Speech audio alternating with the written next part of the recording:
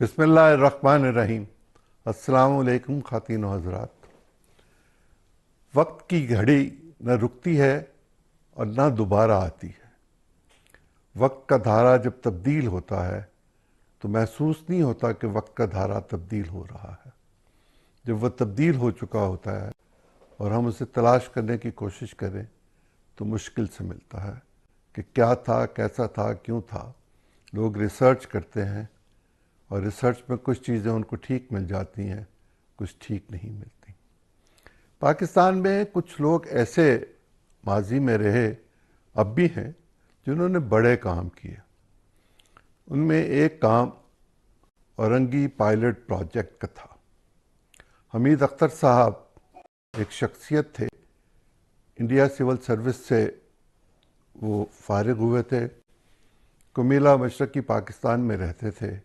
وہاں بھی انہوں نے ایک پروجیکٹ شروع کیا تھا، لیکن آغا حسن آبدی نے انہیں کچھ پیسے دیے اور کچھ پیسے انہوں نے اور اکٹھے کیے، کچھ اپنے پاس سے ڈالے، تو کراچی میں ان لوگوں کے لیے جو بے گھر تھے، جو بے آسرا تھے، جو یتیم تھے، جن کے پاس کچھ نہیں تھا ماں سوائے اپنی زندگی کے، اور جس کو وہ لٹانے کے لیے تیار تھے، ان کے لیے رہائش، صحت اور ضروریات زندگی کو پورا کرنے کے لیے ایک پائلٹ پروجیکٹ شروع کیا گیا، جس کو کراچی کے لوگ تو بہت جانتے ہیں، لیکن وہ لوگ جو ڈیولپمنٹ کا کام کرتے ہیں وہ حمید اختر صاحب کے نام کو اگنور نہیں کر سکتے۔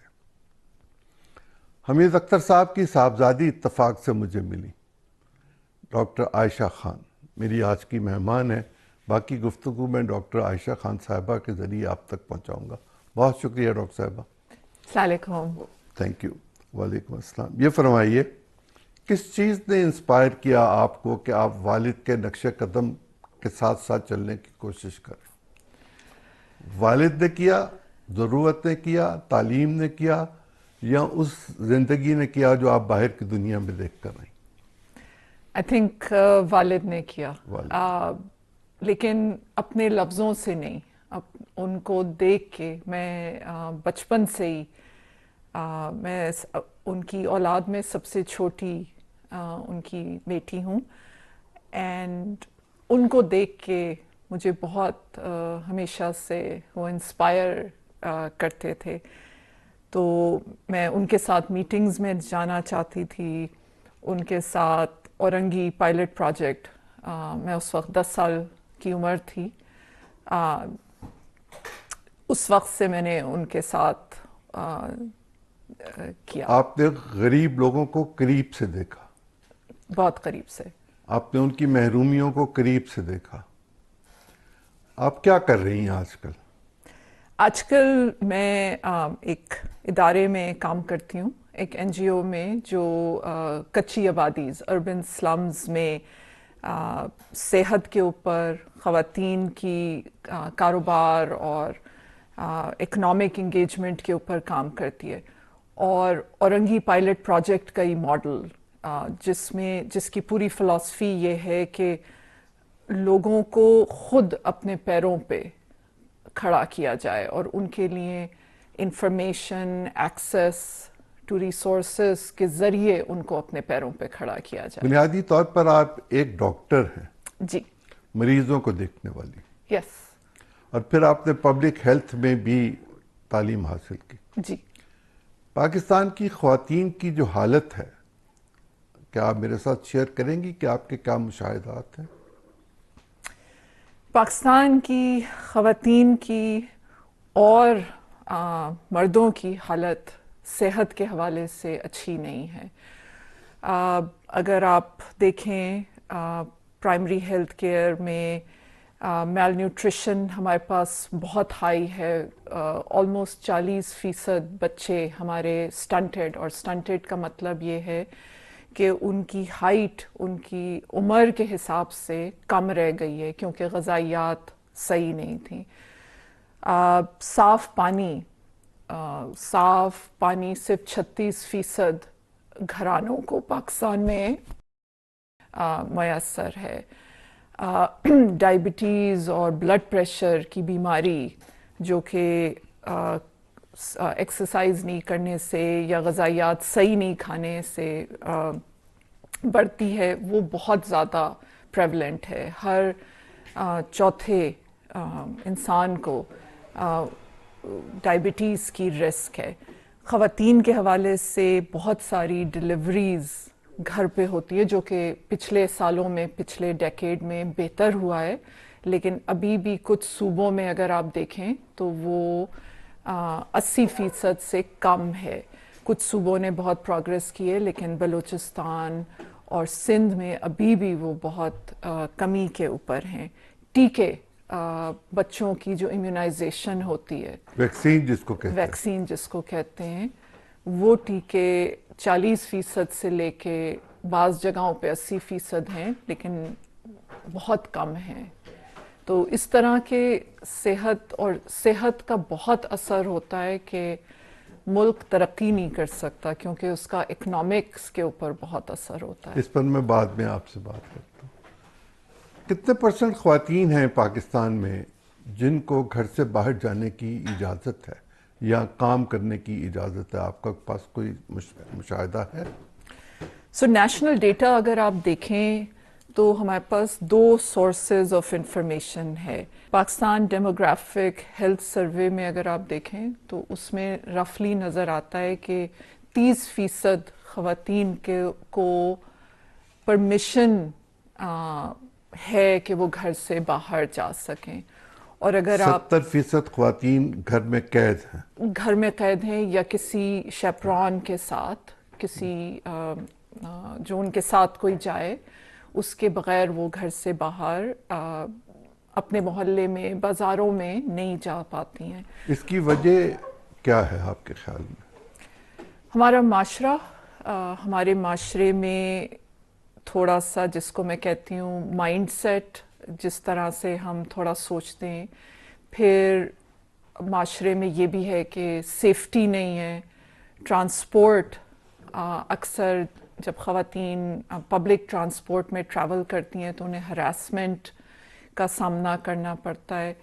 تو والدین اور مرد حضرات، ان کے گھرانوں کے گھبراتے ہیں.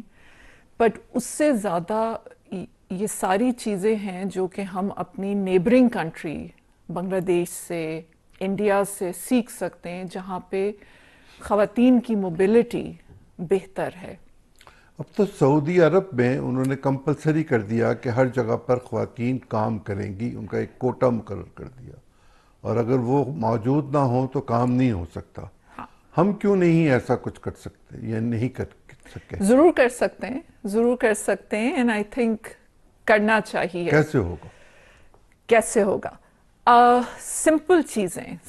آپ دیکھیں کہ آپ کے ملک میں زیادہ تر خواتین، بلکہ ہمارا ہی نیشنل ڈیٹا یہ دکھاتا ہے کہ آدھی سے زیادہ خواتین کے پاس لٹریسی ایجوکیشن نہیں ہے. یہیں پر ذرا ٹھہر جائیے گا. یہ جو تعلیم ہے، یہ خواتین کو ہم دلانا نہیں چاہتے ہیں یا وہ پڑھنا نہیں چاہتی؟ کہ وہ یہ چاہتی ہیں کہ میں ہانڈی روٹی کرنی سیکھ لوں اور میری شادی ہو جائے؟ نہیں، میرا خیال ہے یہ تاثر ٹھیک نہیں ہے.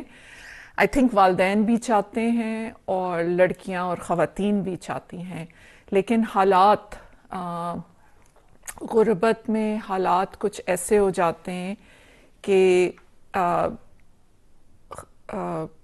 ان کے والدین یہ فیصلہ کرتے ہیں کہ لڑکی کو پڑھانے سے کوئی فائدہ ہوگا، یہ کمائے گی یا نہیں کمائے گی، یا ہمیں صرف شادی اور اس کی طرف سوچنا چاہیے. انفارچونیٹلی اگر آپ اپنے نیشنل ڈیٹا کو دیکھیں، جو کہ 2-3 سورسز سے کمپائل کیا ہے، تو لیس دین 21% خواتین کام کرتی ہیں. ایون پڑھی لکھی خواتین جو ہوتی ہیں، ان کی شادی کے بعد کام کی پارٹیسپیشن، ان میں انجینئرز، ڈاکٹرز جیسے شعبے سے تعلق رکھنے والی خواتین بھی شامل ہیں. بالکل 80% جو میڈیکل کالج میں خواتین آتی ہیں وہ کبھی پھر جاب نہیں کرتی ہیں، اور وہ ان اے وے لوگ کہتے ہیں. کیا وجہ ہے؟ وہی معاشرتی مائنڈ سیٹ. ایک ڈاکٹر اگر اپنا کلینک بنا رہی ہے تو اس میں معاشرتی یا معاشی یا کسی بھی طرح کا کیا پریشر اس بیچاری پر ہو سکتا ہے؟ اس کو کیا ڈر ہے؟ وہاں تو کوئی شخص آ کے اس کو نہیں چھیڑ سکتا. بالکل. لیکن کیونکہ ہمارا بہت سوسائٹی جو ہے یہ کہتی ہے کہ اگر خاتون کام کر رہی ہوں گی تو بچے کمپرومائز ہوں گے، بچوں کی خیال. بچے اکیلے خاتون کے تو نہیں ہیں. بالکل. لیکن یہ ابھی نئی سوسائٹی میں آیا ہے. ہم دینا نہیں چاہتے سوسائٹی کو، یا سوسائٹی اس کو ایکسیپٹ نہیں کرنا چاہتی؟ دونوں چیزیں. اگر آپ ہمارے ٹی وی ڈرامے دیکھ لیں یا ہمارے ایجوکیشن کا کریکولم دیکھ لیں تو سارے جو ٹپیکل دنیا بھر میں یہ اسٹیریوٹائپس اب تھوڑے سے چینج ہو گئے ہیں. کچن کے اندر وہ دکھائیں گے کہ آدمی کام کر رہے ہیں. اسٹیم سائنس کے پروفیشنز میں وہ دکھائیں گے کہ خواتین آگے بڑھ رہی ہیں. لیکن ہمارے ملک میں ابھی بھی وہ اسٹیریوٹائپس بہت ریجڈ ہیں. خواتین کی جسمانی حالت، بیماری، بچوں کو پالنا، ان کی صحت، کچھ فرمائیں گی آپ اس پہ، یا میں سوال پہ ہی کروں؟ میں بتاتی ہوں. ہر چیز کلوزلی ریلیٹڈ ہوتی ہے کہ غذائیات سے، پھر بچوں دنیا بھر میں بچوں کی پلاننگ، فیملی پلاننگ کے لیے طریقہ کار موجود ہیں. اور پاکستان میں بھی یہاں تو کہا جاتا ہے قتل ہے فیملی پلاننگ.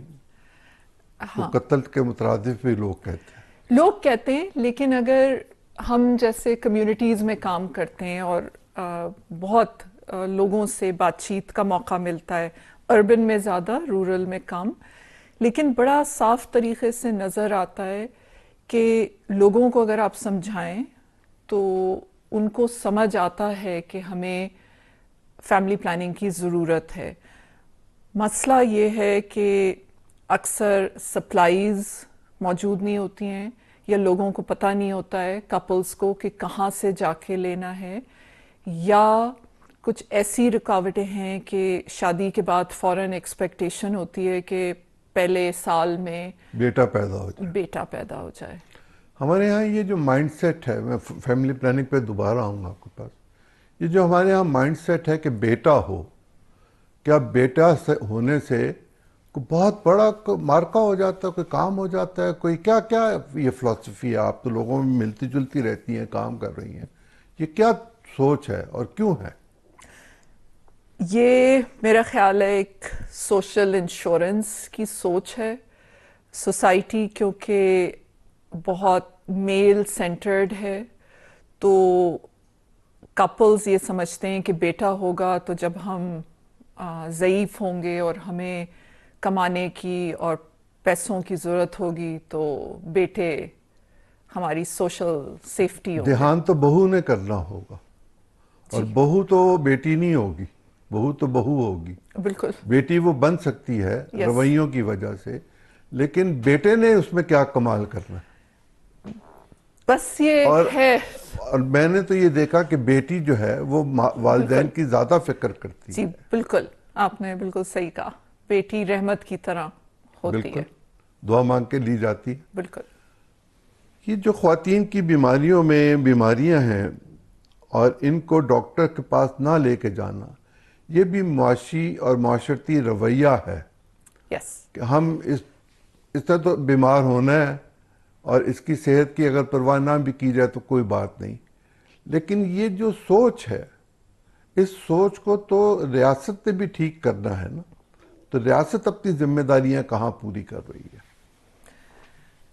ریاست اپنی ذمہ داریوں میں بہتر طرح سے پوری کر سکتی ہے. ابھی بہت جگہوں پہ گنجائش ہے. ریاست، اور وہ اس طرح سے میں یہ جملہ کہہ رہی ہوں، جس چیز کو آپ پرائیورٹی دیتے ہیں اس پہ آپ پیسے خرچ کرتے ہیں. اور اگر آپ دیکھیں تو ہمارا صحت کے اوپر صرف 1% خرچہ GDP کا ہوتا ہے.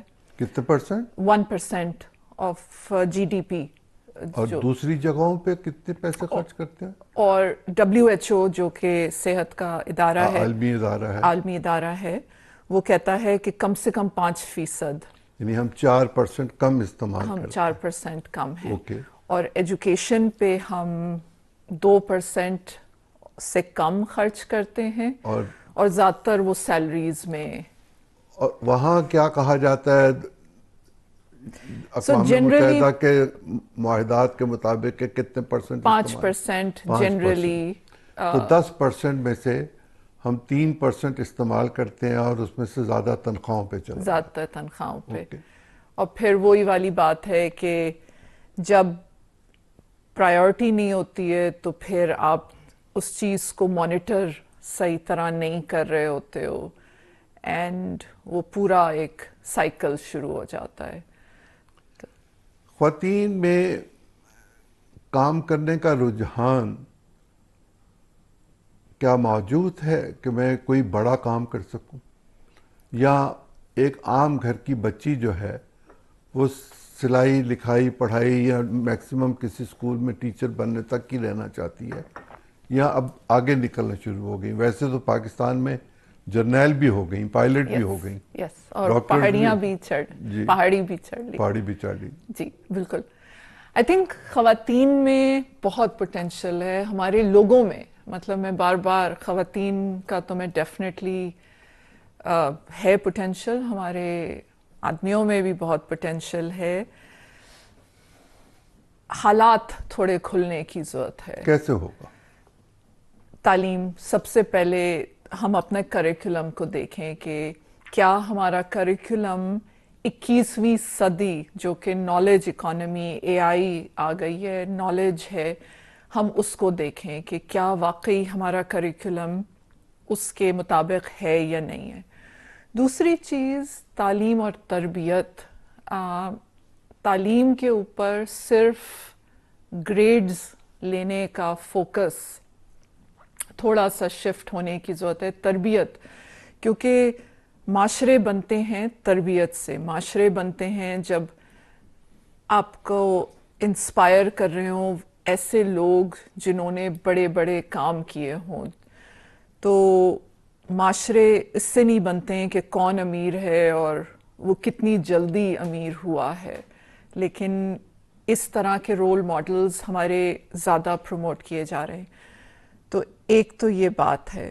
دوسری بات یہ کہ خواتین، لڑکیاں، شروع سے ہی ہم تھوڑا سا سوچیں کہ کاروبار میں کیسے، انٹرپرائز کی جو ایک مائنڈ سیٹ ہوتی ہے کہ ہم سلائی اور کڑھائی سے، یا اگر آپ لیبر فورس کو دیکھیں تو بالکل 6 یا 7 پروفیشنز ہیں، اور جیسے آپ پروفیشنل سے نان اسکلڈ میں جائیں وہ پرسنٹیج بڑھتی جاتی ہے. تو ہمارے میجورٹی لوگ، 70% لوگ نان پروفیشنل، لو اسکلڈ کاروبار میں یا جابس میں اس کو لگے. ذرا ایکسپلین کیجیے. آپ پاکستان لیبر فورس سروے کا جابس کی کیٹیگریز ہوتی ہیں: formal economy, informal economy. Formal economy میں پھر ہوتا ہے پروفیشنلز، پھر ہوتا ہے لو اسکلڈ پروفیشنلز، پھر ہوتی ہے ایگریکلچر، بزنسز. وہ پرسنٹیج جو ہے آپ کی، زیادہ تر لوگ کیونکہ پڑھے لکھے نہیں ہیں، ایجوکیشن سسٹم کے اوپر فوکس نہیں ہو رہا ہے، اور خاص طور سے مارکیٹ کے نیڈ کے مطابق ایجوکیشن سسٹم پہ فوکس نہیں ہو رہا ہے، تو زیادہ تر لوگ آپ کے لو اسکلڈ، لو انکم جابس میں انگیجڈ ہیں. وہ گھنٹے لگا رہے ہیں، مطلب محنت کر رہے ہیں، لیکن اس کا جو ریوارڈ ہے یا آگے بڑھنے کے جو اپرچونٹیز ہیں دنیا میں وہ کم ہیں. آپ کیا سجیسٹ کرتی ہیں بچیوں کو اگلے 10-20 سال میں کیا پڑھنا چاہیے؟ ہر چیز پڑھنی چاہیے. پڑھنا مطلب سائنس اینڈ ٹیکنالوجی میں بھی پڑھنا چاہیے. سب سے امپورٹنٹ چیز یہ کہ تعلیم کمپلیٹ کریں. سب سے بڑا کتنا ہے ڈراپ آؤٹ مڈل تک؟ مڈل تک ڈراپ آؤٹ آلموسٹ 50% کا ہوتا ہے. سو پرائمری اور میٹرک کے بیچ میں 50% لڑکیاں ख़ास तौर से ड्रॉप आउट हो जाती हैं. और मुझे एग्जैक्ट नंबर मैट्रिक के बाद क्या सूरत है? मैट्रिक के बाद वो सिर्फ 3-4% रह जाता है जो आगे जाती हैं आगे ग्रेजुएशन जाती हैं. तक. जी, यानी 100 बच्चियों को अगर पढ़ाना शुरू करें तो ग्रेजुएशन तक पहुंचते पहुंचते 3-4% तक रह जाती हैं. 96-97% तालीम से पीछे हट जाती हैं. जी बिल्कुल. माशरे पर जो बोझ है, आप समझती हैं कि ख्वातीन के काम किए बगैर इस माशी बोझ को कोई एक मर्द फैमिली का उठा सकता है? नहीं नहीं. और ख़ास तौर से आजकल के जो इकोनॉमिक हालात सबके सामने हैं, और हम देख रहे हैं कच्ची आबादीज़ में कि ख़वातीन घरों में छोटे मोटे सिलाई के काम, पैकेजिंग के काम कर रही हैं, लेकिन क्योंकि वो मार्केटिंग नहीं कर सक रही हैं, वो कस्टमर नहीं बढ़ा सक रही हैं, तो वो बहुत लिमिटेड मेहनत वो कर रही हैं लेकिन उसका उन्हें मुनाफा नहीं मिल रहा है. तो आजकल के ज़माने में सिर्फ एक तनख्वाह के ऊपर मुश्किल है. आपके इल्म में होगा कि आपके वालिद जब ये काम कमीला में शुरू कर रहे थे तो वहाँ पर ख्वातीन को कर्ज देने का सिलसिला भी शायद शुरू किया गया था, जिसको बाद में डॉक्टर यूनुस जो अब इस वक्त बांग्लादेश के चीफ एग्जीक्यूटिव हैं, उन्होंने इख्तियार किया और ग्रामीण बैंक बनाया. जी. आप भी ऐसा कोई काम करती हैं या करना चाहती हैं, या हो सकता है पाकिस्तान में?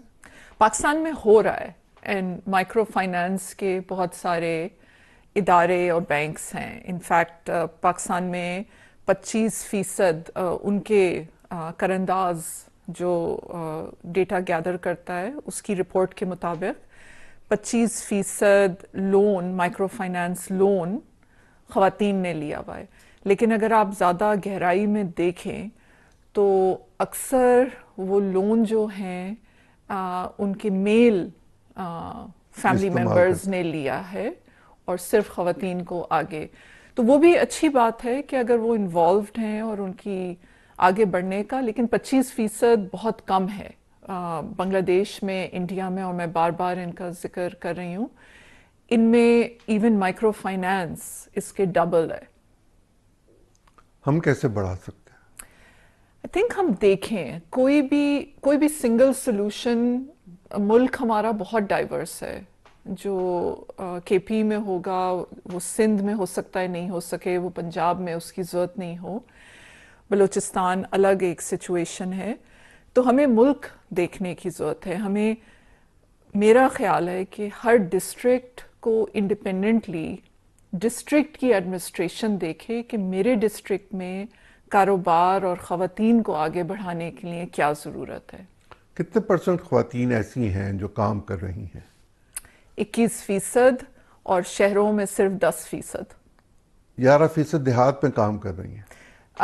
कोई देहात में ज़्यादा हैं, 15% के करीब देहातों में. और इनमें से कितनी ऐसी हैं जो तिजारत कर रही हैं? 1% से कम. हालांकि हमारे पास हज़रत खतीजा की मिसाल मौजूद है, बिल्कुल, और हम उसकी तरफ तवज्जो नहीं दे रहे. नहीं. 1% ख्वातीन तिजारत कर रही हैं और बाकी 99% उसमें शामिल नहीं है, और 21% आपने कहा काम कर रही हैं. जी. यानी 79% ख्वातीन घर में रहती हैं या घर का काम करती हैं. ये जो हमारे यहाँ एक सिलसिला है कि खातून की बीमारी की तरफ तवज्जो ना देना, इसको आप कैसे एड्रेस करती हैं या कैसे किया जा सकता है? ये अजीम साहब, ये ऐसे ही होगा जब खातून की, हम वैसे हमारे माशरा बहुत इज्जत करता है, रिश्तों की इज्जत करता है. रिश्तों की इज्जत करता है. बिल्कुल सही आपने बात की. लेकिन वही वाली बात कि लफ्ज़ों से इज्जत और एक्शन से इज्जत असल चीज़ होती है कि कैसे आपके एक्शंस. तो ख़वातीन कि जब खुद थोड़ा कमाएंगी तो उनकी घर में एक पोजीशन बढ़ेगी, और माशरा जब थोड़ा चेंज करेगा कि ख़वातीन सिर्फ माँ, बहन, बेटी नहीं है बल्कि अपने एक इंडिविजुअल भी है, تو اس کی بہت ضرورت ہے. ڈاکٹر صاحبہ یہ معاشرے میں یہ بات کہی جاتی ہے کہ اگر خاتون کما کے لائے گی تو آرگو کرے گی، اور آرگومنٹ جو ہے وہ شوہر کو یا سسر کو یا کسی کو فیملی میں پسند نہیں ہوتا کہ خاتون آرگومنٹس میں لے کے جائے بات کو. کیا یہ رکاوٹ ختم کی جا سکتی ہے، سمجھایا جا سکتا ہے، کیا کیا جا سکتا ہے؟ آئی تھنک اگر آپ ساری دنیا بھر میں دیکھیں تو 50% آپ کی آبادی خواتین ہوتی ہے. اگر ہم اس ڈر میں بیٹھے رہیں گے کہ آرگیو اگر کرے گی تو کام نہیں کرنا چاہیے، تو ہم بہت پرانی سوچ کے ساتھ پھر بیٹھے رہیں گے. آرگیو کرے گی تو آپ بھی آرگیو کریں، اور ایک نیگوسیشن، اس کو ایک نیگوسیشن کہتے ہیں. آرگومنٹ تو پھر جھگڑے میں تبدیل ہو جائے گا. لیکن ہونا نہیں چاہیے نا. بات چیت جو ہے کوئی ایسی بری چیز نہیں ہے. آرگیومنٹ بھی کچھ لیول ہیلدی ہوتی ہے، تو آرگیو کرنے میں کوئی حرج نہیں ہے آپ، لیکن جھگڑا نہیں ہونا چاہیے. آپ ایڈز کے لیے بھی کام کر رہی ہیں، ایچ آئی وی کے حوالے سے. جب میں منسٹری میں تھی، میں تب آپ کام کر رہی ہیں. 2005 سے لے کے 2011 میں منسٹری میں تھی، تو ایچ آئی وی پروگرام شروع کیا تھا. اب بھی کچھ اس کے بارے میں آپ کے پاس معلومات ہیں؟ میں فالو کرتی ہوں، بیکاز شروع سے میرے اپنا بیک گراؤنڈ بھی انفیکشس ڈیزیز کا ہے، تو میں فالو کرتی ہوں. پاکستان خوش قسمت ہے کہ ایچ آئی وی ہمارے پاس ابھی بھی بہت لمیٹڈ ہے. رسک گروپس میں، جو رسک گروپس وہ ہیں جو نشہ، آئی وی ڈرگز یوز کرتے ہیں یا سیکس ورک میں انوالوڈ ہیں. ایک جو خطرناک اور اس میں پہلو ہے وہ یہ ہے کہ کیونکہ ہم سرنجز، انجیکشنز بہت لگواتے ہیں، اور اکثر ریموٹ جگہوں پہ وہ سرنج ری یوز ہوتا ہے، تو اس سے ٹرانسمیشن بڑھتی ہے. لیکن ویسے H I V limited epidemic ہے پاکستان، دنیا کے مقابلے میں. ملک میں اس کا تو وجود نہیں ہونا چاہیے. بیماری ہوتی ہے. کچھ فیصد تو ہمیشہ ہر بیماری اگر دنیا میں ہے تو ہر ملک میں ہوگی، تو وہ تو ہم نہیں روک سکتے.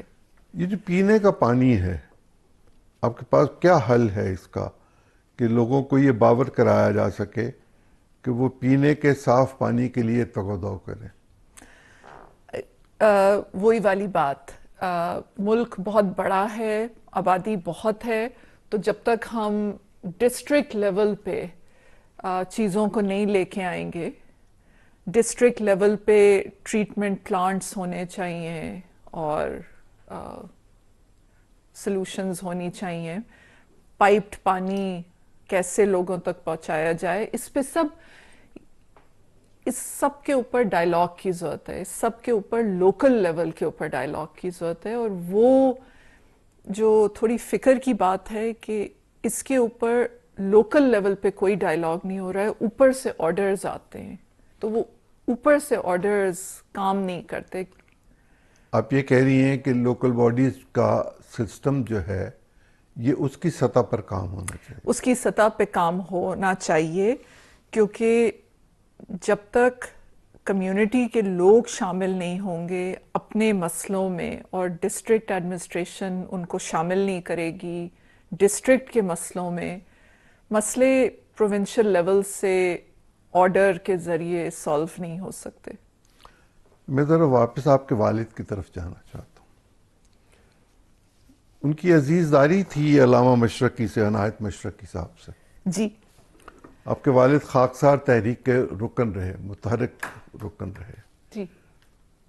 خاکسار تحریک کو انگریز نے بین کیا تھا یہ کہہ کے کہ یہ باغی ہے. پاکستان بننے کے بعد اس کی ریوائیول ہوئی. کتنے کے اثرات ہیں آپ پر سیاسی اعتبار سے اپنے والد کی سوچ کے؟ یہ آپ نے بڑا مشکل سوال کیا ہے. وہ خود بھی تھوڑے سے اپنے، وہ تو انعام یافتہ بھی ہیں، ان کو تو پاکستان میں بہت سارے انعامات سے، اعزازات سے نوازا گیا، انٹرنیشنلی بھی. ایک باغی کو یا باغی سوچ والی شخصیت کو یہ کیسے ہوا؟ میرا خیال ہے ان کی باغی سوچ جو تھی وہ انہوں نے لوگوں کی خدمت میں ٹرانسفارم کر دی. تو اس کی وجہ سے انہوں نے انڈین سول سروس سے ریزائن کیا، کیونکہ انہوں نے یہ دیکھا کہ اس برٹش سسٹم میں رہ کے جس طرح سے وہ خدمت کرنا چاہتے تھے وہ نہیں ہو سکتی تھی. تو انہوں نے اپنی باغی سوچ کو چینل کیا انٹو خدمت. میں نے جو چیز میرا خیال ہے، اور میں ان کے بالکل میں کوشش کر سکتی ہوں لیکن میں ان کے قریب تک بھی نہیں پہنچنے کی وہ کر سکتی. میری بھی چھوٹی سی کوشش یہی ہے کہ اتنا اچھا ہمیں ایک ملک ملا ہے، ہم کچھ اس کے لوگوں کو بہتر اپنے پیر پہ چیریٹی کی طرح نہیں بلکہ خود مختاری کی طرف لے کے جائیں. کیسے خود مختاری؟ لوگ اپنی غربت میں کوششوں میں موجود اور لگے ہوئے ہیں. یہ نہیں ہے کہ وہ کسی کا انتظار کر رہے ہیں.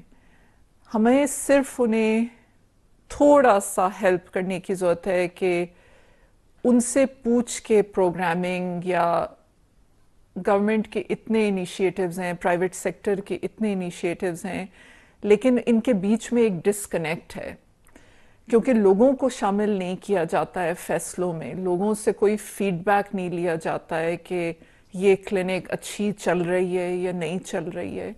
تو لوگوں کی رائے کی کوئی اہمیت نہیں ہے. آپ یہ کہہ رہی ہیں کہ جو سٹینڈرڈز ہیں ان کے تعین کے لیے لوگوں سے رائے لی جائے کہ یہ انسٹیٹیوشن اے سٹینڈرڈ کا ہے، بی کا ہے، سی کا ہے، کہ ناقابل استعمال ہے.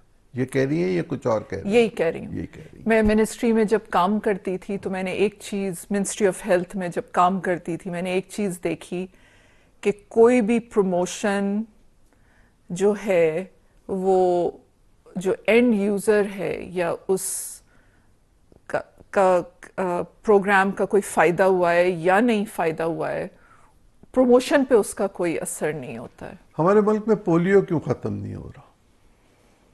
پولیو ختم اس لیے نہیں ہو رہا کہ لوگوں کا ٹرسٹ اپنی حکومت پہ، اپنے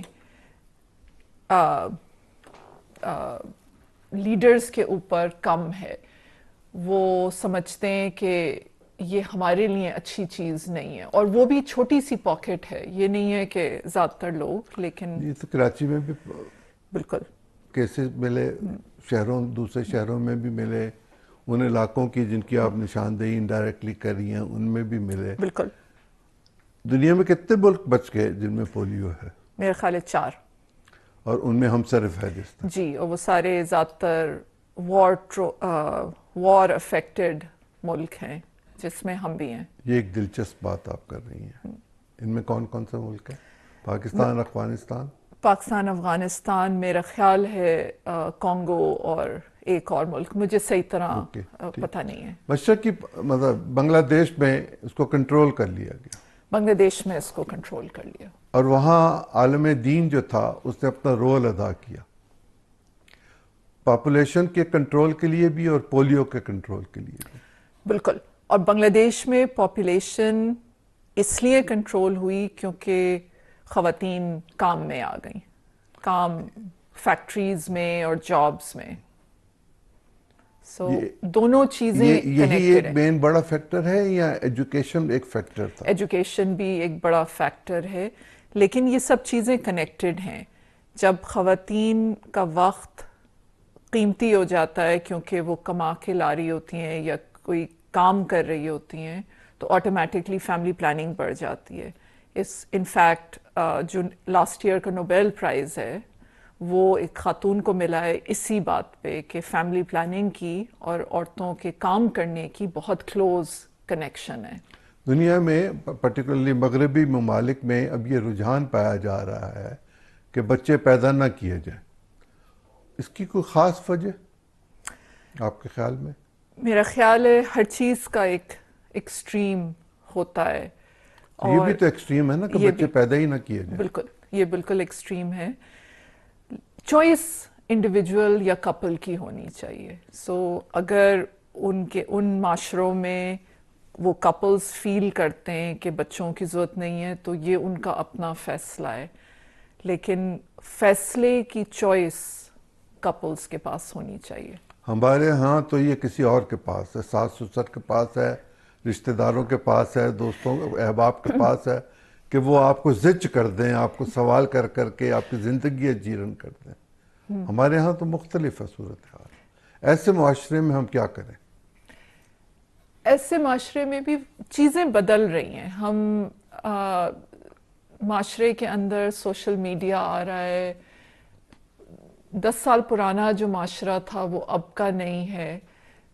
چیزیں بدل رہی ہیں اور میرا خیال ہے کہ اگلے 10 سال میں جس طرح سے چیزیں آگے جا رہی ہیں فیملی پلاننگ اور بڑھے گی. ابھی ہم 35% پہ ہیں جس میں سے 25% ماڈرن میتھڈز ہیں اور 10-11% ٹریڈیشنل میتھڈز ہیں. آئی تھنک ہم آ جائیں گے. پاکستان نے پلیج کیا ہے 50% کے اوپر. ہم آ جائیں گے. In how many years? 2030. 2030 یعنی 4-6 سال میں. جی. مشکل کام لگ رہا ہے. کچھ مشکل بھی ہو سکتا ہے لیکن ناممکن نہیں ہے. اس کے اوپر بہت انفارمیشن موجود ہے, اپروچز موجود ہیں. لوکل ہم نے بھی ایک ماڈل کیا ہے اور این جی اوز بھی ماڈل کر رہی ہیں کہ اسی کمیونٹی میں سے آپ آؤٹ ریچ لیں اور وہ گھروں میں اویئرنیس کریں. تو ماڈلز موجود ہیں اگر چیز کو بڑھانا چاہیں. کم صاف پانی یا جوہر کا پانی یا ٹھہرا ہوا پانی یا گندلا پانی کتنی بیماریاں پیدا کرتا ہے اور بچوں کو کتنا کا اثر پڑتا ہے؟ بہت. اگر آپ دیکھیں تو گندے پانی, میں چاہوں گا اس پہ آپ ذرا تھوڑی تفصیل سے مجھے بتا دیں. سو میں کوشش کرتی ہوں پانی کے اوپر جتنا مجھے پتا ہے. جیسے میں نے کہا 36% اور یہ اگین یہ لوکل ڈیٹا ہے. سو یہ کتنا ایکوریٹ ہے یا نہیں ہے اس کا مجھے نہیں پتا, لیکن یہ پبلکلی اویلیبل لوکل ڈیٹا ہے. 36% گھرانوں کو سیف پانی ملتا ہے, صاف پانی ملتا ہے.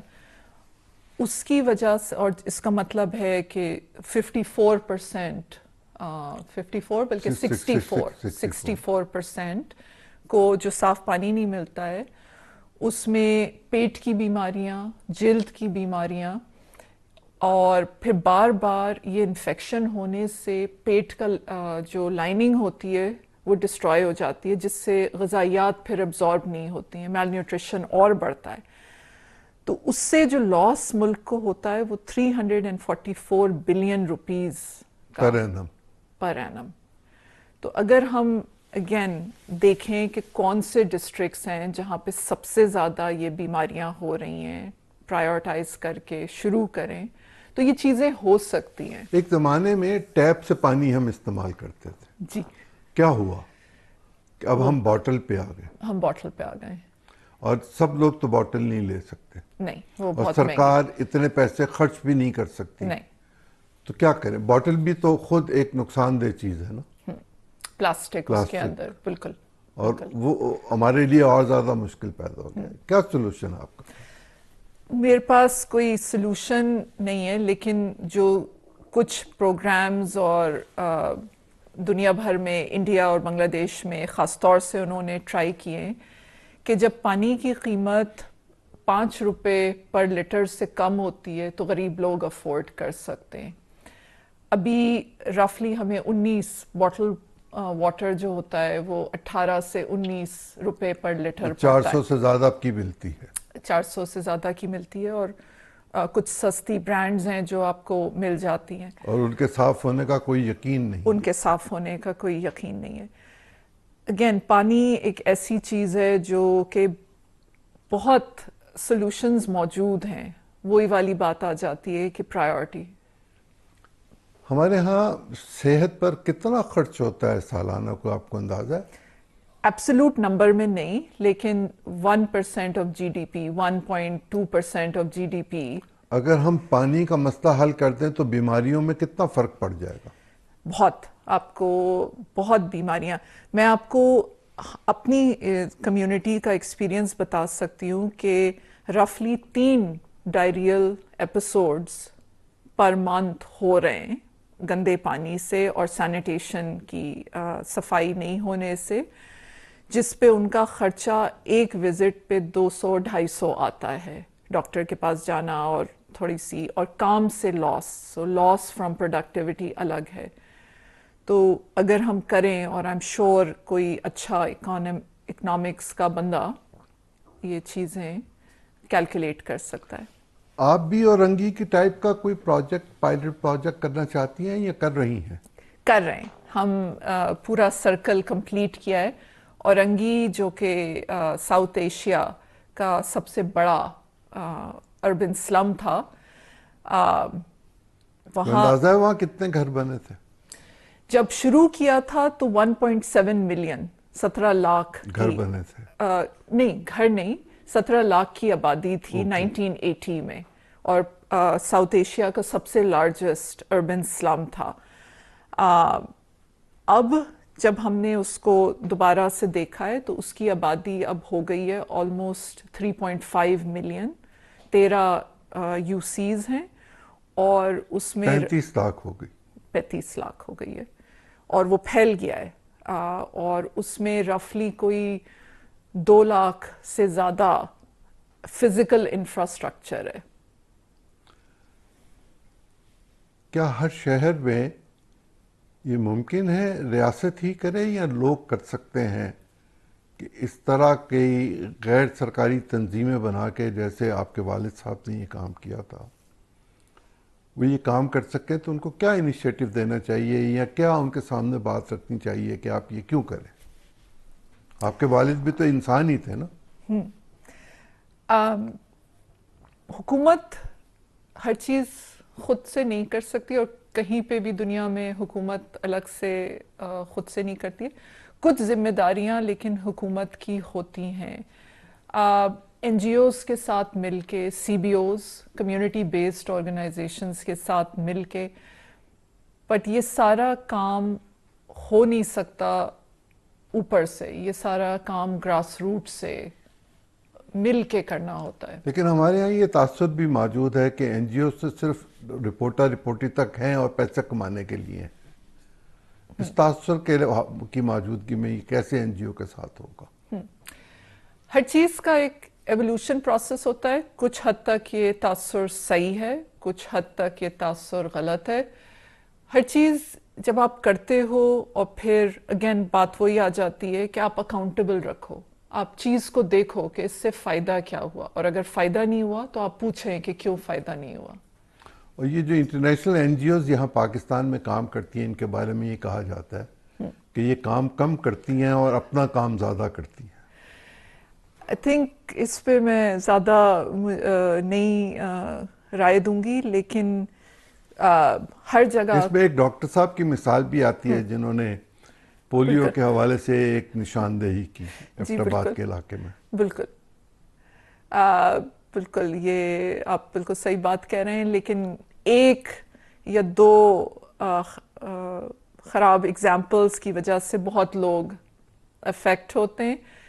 वो गवर्नेंस, आप हर चीज़ को, गवर्नमेंट का रोल गवर्नेंस एंड मॉनिटरिंग है, लेकिन ट्रस्ट आपको करना होगा। देखिए, मेरा फ़ोन भी मेरी स्पाइंग करता है, और अगर फिजिकल स्पाइंग भी हो रही हो तो फिर मैं कहाँ जाऊँगा, और पैसा भी बाहर से आ रहा हो। बिल्कुल। ज़कात हम देते हैं, ज़कात देने में हम कंजूस नहीं हैं, बिल्कुल खुले दिल से ज़कात देते हैं, सदकात देते हैं, खैरात करते हैं। फिर हमें बाहर से पैसे की क्या ज़रूरत है इन कामों के लिए? हम यहाँ लोगों को मोटिवेट क्यों नहीं कर सक रहे? कर सकते हैं, कर सकते हैं। या मेरा सवाल है, क्यों नहीं कर रहे?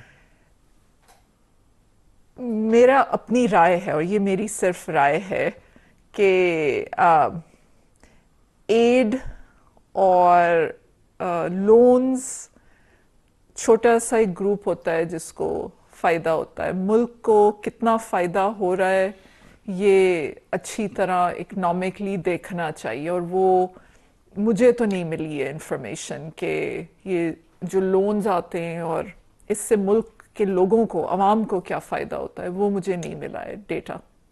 नहीं, उसका फ़ायदा ये है कि हमारा सर्कुलर डेट बढ़ गया। हाँ, आपसे हाँ। आखिरी सवाल, आप अपने बच्चों के हवाले से हाँ, क्या सोच रखती हैं कि वो क्या करें? आप वालदा भी हैं। यस। मेरी ये सोच है कि बच्चों की अपनी लाइफ है। आप बच्चों को एक सर्टन एज तक अच्छी तालीम और तरबियत दे सकते हैं और फिर आगे उनका फैसला है। तो जो वो करना चाहें ये उनकी मर्ज़ी है। और ये मैंने अपने वालिद साहब से सीखा कि उन्होंने कभी मुझे इन्फ्लुएंस, ना मेरी वालदा ने कभी इन्फ्लुएंस करने की कोशिश नहीं की, लेकिन उनकी प्रेजेंस इतनी मुझे अच्छी लगती थी कि मैंने फॉलो किया। बच्चों की अपनी मर्जी है। हमारे यहाँ एक दिक्कत तो ये है कि हम बच्चियों को स्कूल भेजते हुए या कॉलेज भेजते हुए हिचकिचाते हैं। दूसरी दिक्कत ये है कि वहाँ के माहौल के बारे में हमें यकीन नहीं होता कि वहाँ क्या हो रहा है। और उससे ज़्यादा दिक्कत यह है कि हमारे यहाँ निज़ाम तालीम जो है वो इतना मजबूत नहीं है, इतना बेहतर नहीं है कि हम यहाँ की दी हुई तालीम के नतीजे में कोई बहुत बड़ा इनकलाब बर्पा कर सकें, पढ़ा लिखा इनकलाब। और जब हम बच्चियों को बाहर भेजना चाहें तो उसमें हमारे समाजी रवैये बहुत ज़्यादा रुकावट बनते हैं। आप तो बाहर भी रही, फरमाइए। आप बिल्कुल सही कह रहे हैं। ये मेरा ख्याल है आहिस्ता आहिस्ता चेंज होगा। सोसाइटीज़ में जनरली मिडिल क्लास पहला कदम लेती है और चेंज करती है, और मुझे नज़र आ रहा है लोग बच्चियों को भेज रहे हैं पढ़ने के लिए। और ख़ुद आप अगर देखें तो बहुत बच्चियां और बच्चे टर्की जा रहे हैं और मलेशिया जा रहे हैं तालीम हासिल करने। चेंज आएगी, सिर्फ ये है कि हम इस चेंज को थोड़ा बेहतर तरीके से तेज़ कर सकते हैं, लेकिन वो वाली चीज़ थोड़ी सी मिसिंग है। हम लोगों को अपने ड्रामों के थ्रू, अपने एजुकेशन करिकुलम के थ्रू ये दिखा सकते हैं कि दुनिया कहाँ से कहाँ पहुँच रही है। हम थोड़े से अपने मसलों में उनको लगाए जो रखते हैं, दुनिया उन मसलों की अब बात भी नहीं कर रही है। आपको कभी देही इलाके के स्कूलों में जाने का इत्तेफाक हुआ? जी बिल्कुल। क्या देखा आपने? मैंने ये देखा कि चीज़ें मिसिंग हैं, पढ़ाने का तरीका बहुत पुराना है, सिस्टम वही वाली बात। हमारे टीचर्स और उस्ताद जो हैं वो खुद नए सिस्टम्स और नए इंफॉर्मेशन के ऊपर अप टू डेट नहीं है। लर्निंग जो होती है लाइफ लॉन्ग होती है।